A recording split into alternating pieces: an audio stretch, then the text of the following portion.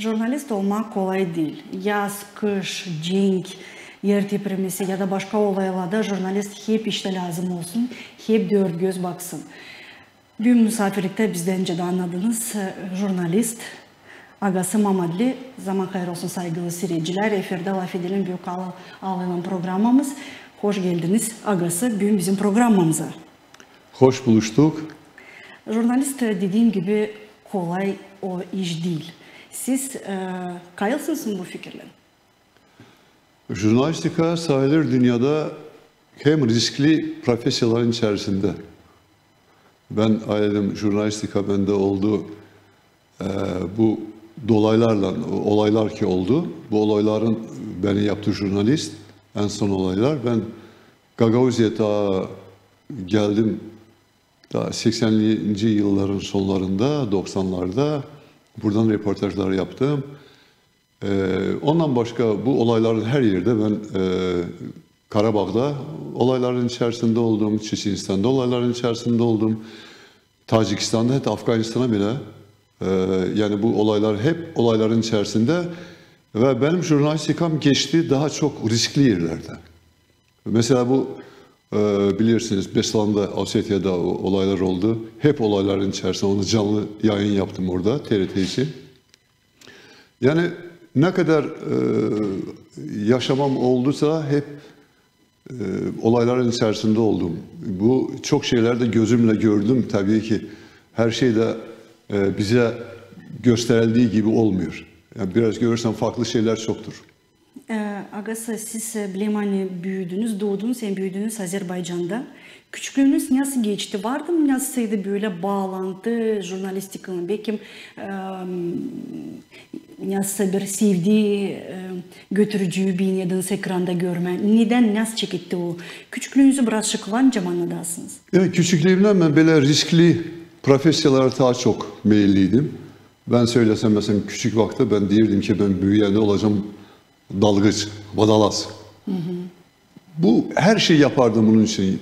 Ben hatta kendime kostümler yapardım. Hatta şeylerden yapardım. Bazı materyallardan, ne bileyim ben, ağaçlardan falandan her şeyi yapardım.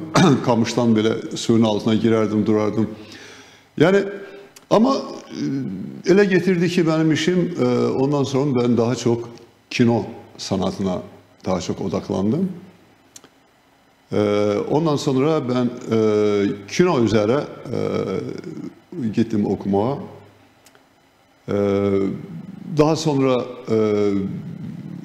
VGK'a gittim ama orada geçemedim. Öyle oldu ki artık jurnalistikaya geçtim. Ama bayağı belli bir süre kino stüdyoda çalıştım. Ondan sonra televizyona geçtim. Ondan sonra gazetelerde, jurnallarda çalıştım. Yani ömrüm geçti jurnalistikada. En riskli olay hangisinde siz pay aldınız? Tutasınız mı aklınızda? Nasıl geçti o? Hem nasıl siz kendinizi tutabildiniz o riskli olayda? Bu daha çok yürekten gelen bir şeydir. Bakıyorsun mesela bakınca görürsen ki mesela bizde vardı bir televizyon. Ancak Moskova'dan bakardık. O informasyon gelirdi, o Novosti, o Vremya. Orada olayları görünce, onların yalan söylediğini görünce içeride bir kalkırdı. Niye bile söylüyorlar? Ve gidip onu görmek istedim ve bunu dünyaya bildirmek istedim. Daha çok bu dünyaya olayları doğru anlatmak havesi, bir gereklilik. O beni jurnalist yaptı. Ben de böyle söylersem doğru olur. Ve ben olayların içerisine gidince gördüm ki hiç de bu olaylar Sentral'in televizyonundan dilen gibi değil. Tam farklı şeylerdir. Ve bunu dünyaya bildirmek, bunu tekçe dünyaya değil, kendinize de mesela bildirmekte çok büyük fayda var. Ben söyleyeyim mesela Çeçenistan, Birinci Çeçenistan Savaşı'nda ben tam savaşların içerisinde oldum. Çok acımasız, çok kötü şeyler gördüm. İnsanların nasıl öldüğünü. Ama ben söyleyeyim, Karabağ'da gördüklerim ondan daha kötü. Karabağ'da görülenler, mesela Çeçenistan'la Karabağ savaşları farkı nedir? Çeçenistan'da tamam, Ruslar gelip alırdı Grozny'yi, insanlar kalardı orada. Sonra gelip Çeçenler alırdı, yine insanlar kalardı. Savaşta olurdu. Bir mesela ya Goyti ya Rus Martanı ya başka bir yeri, ya o alardı ya bu alardı, ama insanlar kalardı. Ama Karabağ'da ise biraz farklıydı. Karabağ'da mesela aldıkları zaman bir yeri Ermeniler, orada bir insan kalmazdı. Birinci savaşta bilirsiniz, birinci cengde, birinci davada Azerbaycan kaybetti topraklarını ve 1 milyondan çok insan evlerini bırakıp kaçmak zorunda kaldı. Onlar nasıl kaçtılar?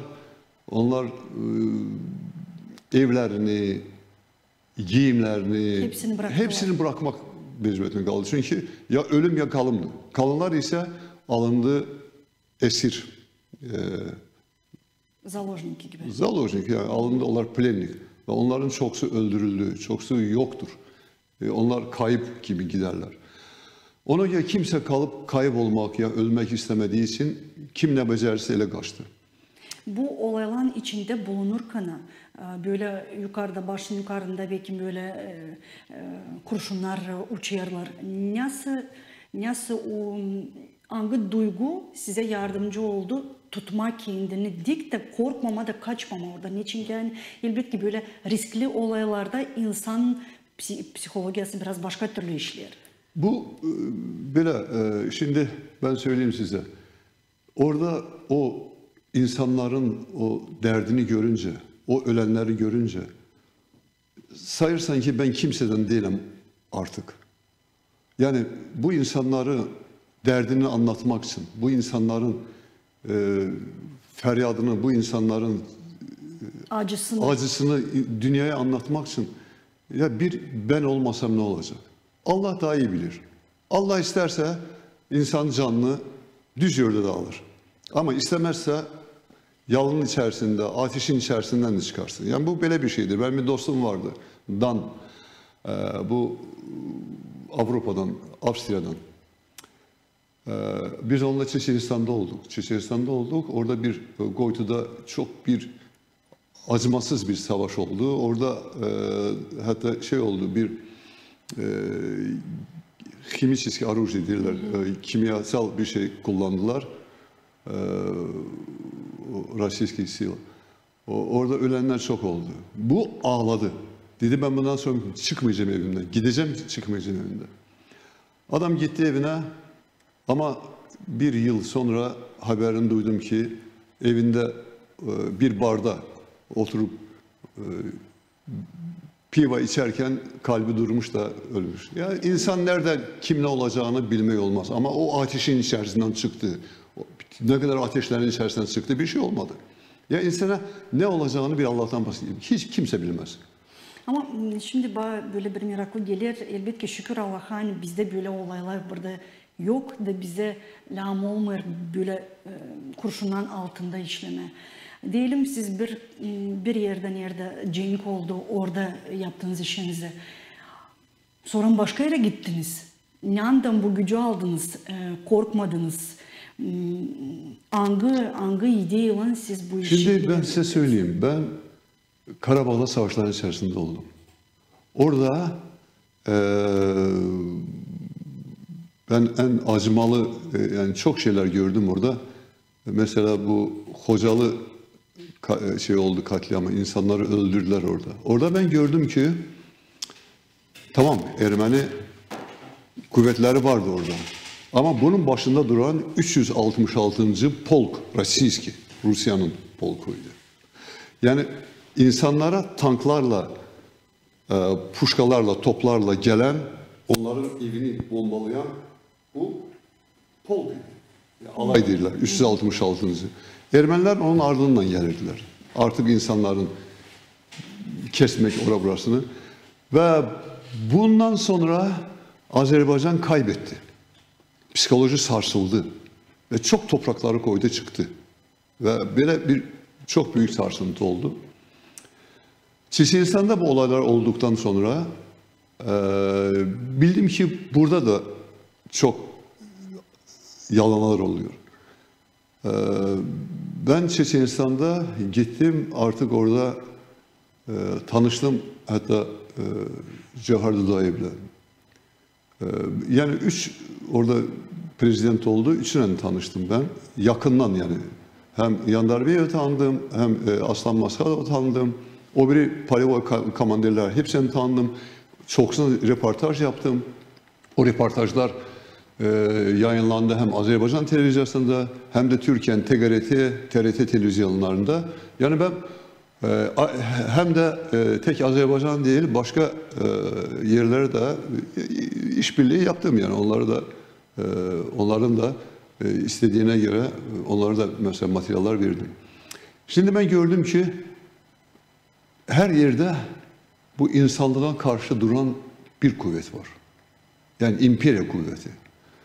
O imperya kuvveti şimdi de Ukrayna'da insanların canına acımasızcasına, şimdi bunu bizim buradaki dostlarımız hepsi anlamıyorlar. Çünkü propaganda karşı taraftan çok gidiyor, çok yoğun gidiyor. Ona göre bilmek lazım ki nereden insanlık ve insanlığa karşı giden kuvvet. İnsanlığa karşı giden kuvvetin karşısında durmak lazım her bir insan ki bizim uşaklarımız rahat yaşayabilsinler. Bizim uşaklarımızın rahat yaşayabilmesi için biz artık kendi canımızdan korkmamız olmaz. Yani her bir insan canından korkar. Her bir. Ama ben nasıl söyleyeyim size? Şimdi bir Thomas Golds vardı. Amerikan jurnalist. Onunla biz birlikte Çeçenistan'da olduk. Karabağ'da da çok oldu. O Karabağ'dan hatta bir kağıt da yazdı. Onunla her zaman derdi ki bak ben burada bana bir şey olursa Amerika devleti beni savunacak. Ama senin savunan olmayacak. Sen kendi başına gelirsin. Sen niçin bu kadar girirsen bu riskli yerlere? Bu ben de anlatamayacağım. Bu belki bu profesyonel bir şeydir. Ben sanırım hani sizin en büyük davanız o alternatif doğruyu göstermek. Doğru. Evet. Yani biz biliriz jurnalist olarak ne o propaganda, nasıl o propaganda işler, ne kadar büyük kuvvet var propagandada. Ne türlü propagandada varınca doğruyu yalan yapma, yalan da doğru gibi gösterme. Onun için sanırım hani bu en büyük davanızdı. Dediniz hani 87. yıllarda buraya geldiniz, Moldova, buralarını gördünüz. O yıllar ne türlü burasını siz buldunuz? Ne kadar farklıydı Azerbaycan'dan bu topraklar? Ben size söyleyeyim.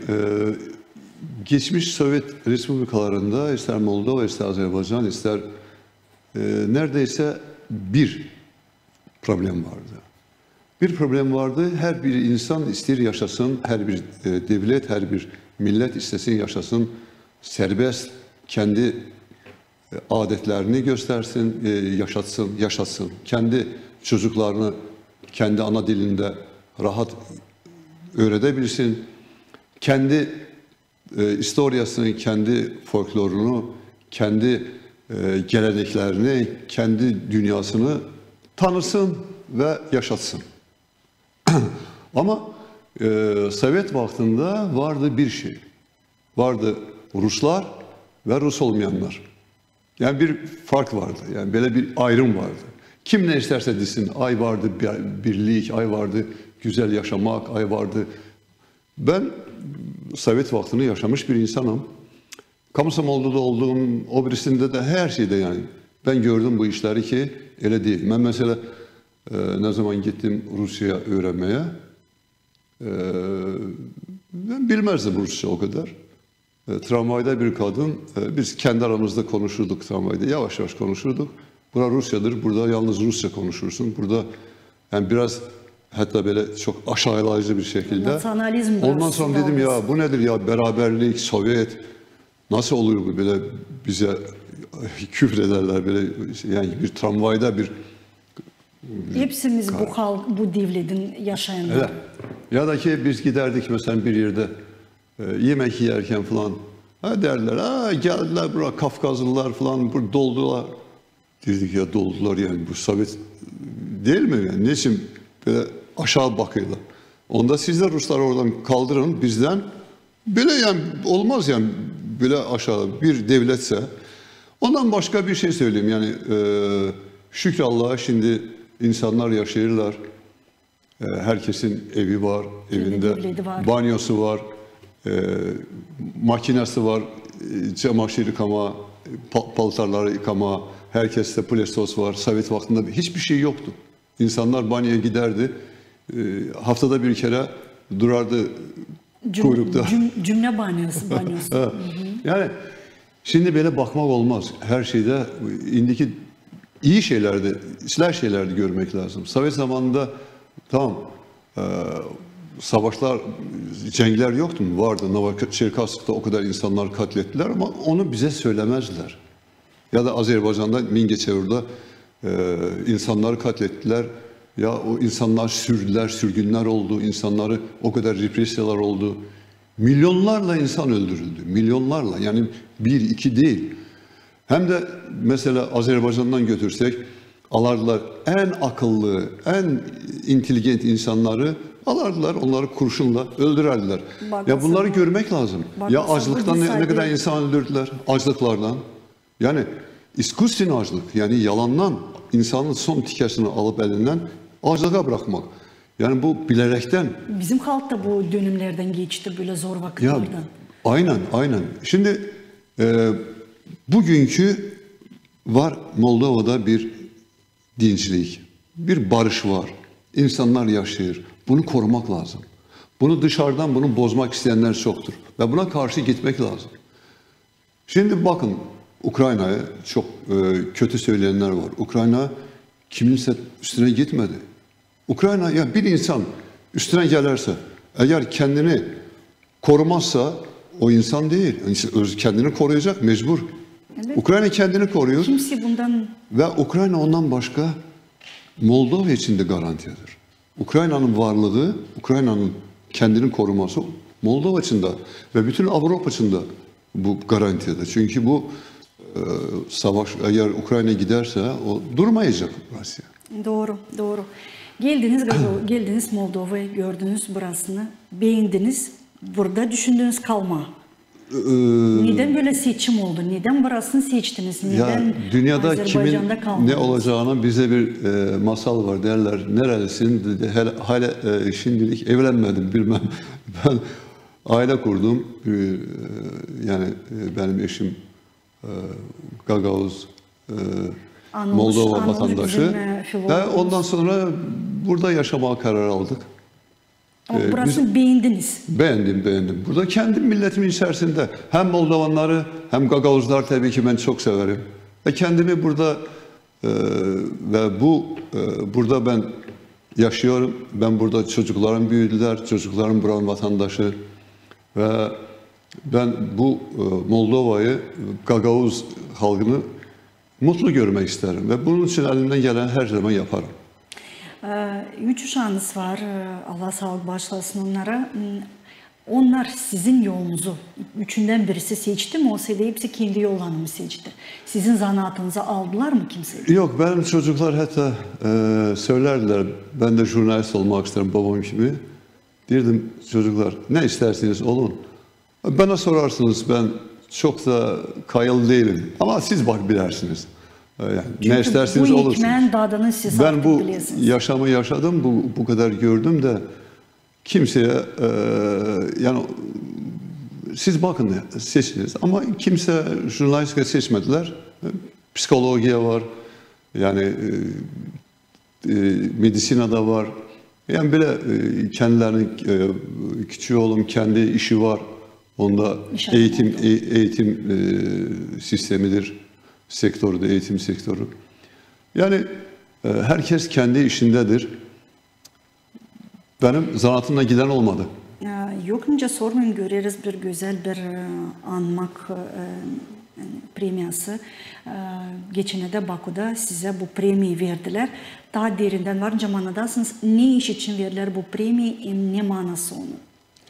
Ben dediğim gibi eskiden çalıştım kino stüdyoda, ondan sonra televizyonda, ondan sonra TRT'de Bakü bürosunda çalıştım. Ve ondan sonra da yani böyle artık serbest jurnalistikada çok yani filmler yaptım. O da çeşitli başka devletlerde, başka televizyonlarda hatta gösterildi. Şimdi bu benim eskiden dediğim gibi Hocalı zamanı orada çektiklerim var. Ondan sonra Karabağ'dan bağlı, Çeçenistan'a bağlı çektiklerim var. Ve dünyanın çeşitli yerlerinde. Bu daha çok benim eski çektiklerim. Ve bir de Türk Dünyası film festivallerinin düzenlemesinde yaptığım çalışmalara göre verilen bir. Onun ne manası? Biz hepimiz göreriz hani böyle bir kuş gibi, yarı güneş sanki. Bu turna. Gagozların turna. Yani şurada. Bu yani bir azad. Yani serbestlik sembolü. Serbestlik sembolü. Serbestlik ve güzellik bir garmonya. Onların dansını gördünüz turnaların. Güzel olur. Yani bu seçilmiştir bu festivalin. Yani Korkut Ata, bu Korkut Ata film festivali Türksoy'un yaptığı bir festivaldi. Bu artık 3. bir festivaldi. Bakü'de oldu. Bundan önce Türkiye'de olmuştu. Şimdi 4. de olacaktır. Türkmenistan'da Aşgabat şehrinde. Yani o da ona da hazırlık gidiyor. Şimdi bu yine de ben bu organizasyonda yardımcı oldum. Yani bu benim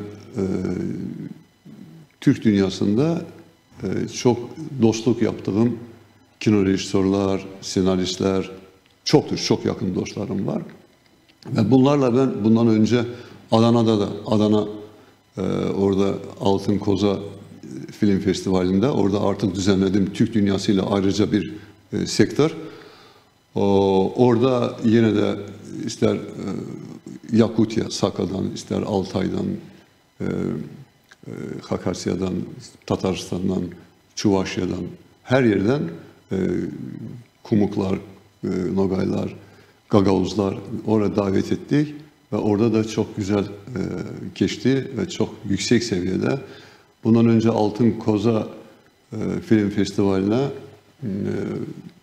Vanya Patraman kendi filmine geldi. Dünürcülük filmiyle onu çağırdık. Çok da güzel karşılandı. Şimdi burada da tabii yine de Ana Mamu filmiyle Gagavuzların Vitali Gaydarzi orada temsil etti ve çok güzel oldu. Aynı zamanda Ukrayna'da yaşayan Gagavuzlar da unutmadık. Onlar da oradan Vasili Kelioğlu geldi. Yani orada çekilen filmlerde yani temsil ettiler. Ve çok yüksek seviyede, çok da güzel, herkes de beğendi. Güzel bir film festivali yapıldı. Orada tabii ki ödüller verildi. Herkesin hizmetlerine göre, yaptıkları filmlere göre. Ve ben diyeyim ki ben hazırdım böyle bir şeye. Yani hazır değildim böyle bir yüksek uğurda bir ödül verileceğine. Tamam verdiler, sağ olsunlar. Şimdi bu ödül size dinin bir var mı bir ilham gibi olsun hani bu işi ilerletme? Kesinlikle, kesinlikle. Şimdi biz artık projeler var. Gagavuzlardan, Gagavuzya'da yani hakikaten Ukrayna'da yaşayan Gagavuzlar daha aktif bu film yapma konusunda. Onlar daha aktifdi. Bu Gagavuzya'da ise bu tabii ki bu sektörü film yapma sektörünü tabii ki kaldırma lazım. İster dokumental filmleri, ister başka filmleri mutlaka bunu kaldırmak lazım. Bunlar olması lazım. Çünkü hayat geçiyor ama bunlar kalır. Doğru. Elbette biz yok önce kendimizi yarıştıralım. Öyle büyük devletler önce Azerbaycan, önce Türkiye nerede var? Kolaylık var, para var, teknika orundan kolaylıklar çıkarma. Çok film, dokumental de, yani başka filmlerde. Bizde biraz bu taraftan... Ya bilirim, bu anlıyorum ben bu işi ama bilirsiniz nasıl, burada türlü fonlar var. Türkcell yine de biz konuştuk, bu uğurda yardımcı olabilirler. Ve başka bir de kişisel bir inisiyatif lazım. İnsan yaptığı zaman her şey olur. Ben de oldu mesela bir yerden gelmedi, kimse bir şey istemedi. Kendi kendime yaptım artık ve sonra teklif ettim ve çok güzel de alındı. Ona göre durmak değil lazım yerinde. Biz yapalım. Çalışmak lazım. Çalışmak lazım. Biz yapalım. O mesela Mamo filmini yaparken, bu da bir projeydi de. Mamo filmi yaparken bu filmin birkaç yıl sonra Bakü'de böyle güzel ağırlanacağını kimse fikirleşmezdi. Ama yaptın kaldı. Doğru mu? Doğru dersin. Yani yaptığın şey kalır. Ona göre bence mutlaka bugün yapacağın işi 2 yıl sonra yapmak zor olur. Niye göre? Aktüelliği geçir, o insanlar yok, o olaylar artık unutuluyor. Ona göre bu işler tazeyken, bu işler canlıyken bu işler yapmak lazım. Doğru diyorsunuz. Ben sizin %100 kayılım. Programımız yetişir sonuna. Bizde adet var. Fransız yazıcı Marcel Proust'un soruş listesinden birkaç soruş seçtik. Size de onları teklif ederiz, cevap edersiniz. Buyurun. İnsanda siz ne hepsinden çok seversiniz? İnsanda ben en çok sevdiğim insanlıktır. İnsanlıktır, hayırseverliktir, düzgünlüktür, doğruluktur. Ne hiçbir zaman prost etmeyeceğiniz? Ben hiç zaman prost etmeyeceğim şey insana yalan söylemek, insana arkadan vurmak, insana böhtan atmak, insana kleveta. Onu... En sevdiği yemek hem içmek? Ben pek yemek sarıdan çok şey değilim ama tabii ki milli yemekler daha çok severim. İster Gagavuzların, ister Moldavanların, ister Azerbaycan yemekler olsun. Örneği gibi ne? Hangisini? Sarma çok severim. İçmekten? İçmekten kumus severim. Ben de onu sevdim. Agası... Zaten bizde unutulmuş kumus içmek de ama kumus çok faydalı güzel. Da, faydalı da. Agası Mamadli için kısmet ne o? Bilirsiniz kısmet ailede güzellik olsun, anlaşma olsun. Aile küçükse yaşadığın mahalle biraz büyük aile. Mahallede bir güzellik olsun. Yaşadığın ülkede güzellik olsun, anlaşma olsun. Yani herkes insana sabah kalkıp gördüğün insanı gülerek karşılayabilirsin. Hem de son soruşum size dini Allah kimdir ya da nedir? Allah tektir. Allah o Allah'tır. Her şeyden yüksektir. Ve Allah bütün bu dinleri de yaratmış, dilleri de yaratmış. Ona göre kiminse diline ve kiminse dinine aşağı bakmamak lazım. Bu Allah'ın yarattıklarıdır. Allah'ın yarattığı güzelliklerdir, palitradır. Ona göre Allah benim için tektir. Ve dininden bakmayarak Allah o her zaman Allah'tır. Ona göre Allah'a sevmek lazım. Allah'a yakın olmak lazım. Allah'ın gösterdiği yolla gitmek lazım. Sağ olunuz agası. Hani cevap ettiniz bizim soruşlara, geldiniz büyük misafirle böyle güzel ödülü bize anlattınız, kabul ettiniz. Biz sizi elbette ki kutlarız. Sanırım hani siz yetiştin sonra açan böyle ödülleri kabul etmek gurur gibi gelir. Bize de hani siz bizim aramızda, size de çünkü o sizin yaptığı işlerin böyle bir ödülü. Sanırım hani orada biz sizinle daha bu stüdyamızda bir sıra buluşuyuz. Böyle güzel sorulara cevap vereceğiz. Seve seve buyurun her zaman. Saygılı seyirciler, sağ olun bugün bizimlendiniz. Efirde Laf Edelim Büyükalın'ın programımız Teyim Notalaman. Bugün bizden misafirlikte Azerbaycan'dan jurnalist, hangisi artık burada yaşar Gagauziya'da ilerleder. Anca demen Gagauz dilini, kinematografiya, jurnalistika agası Mamadli. Sağ olun bugün bizimlendiniz. Kalın sağlıcakla.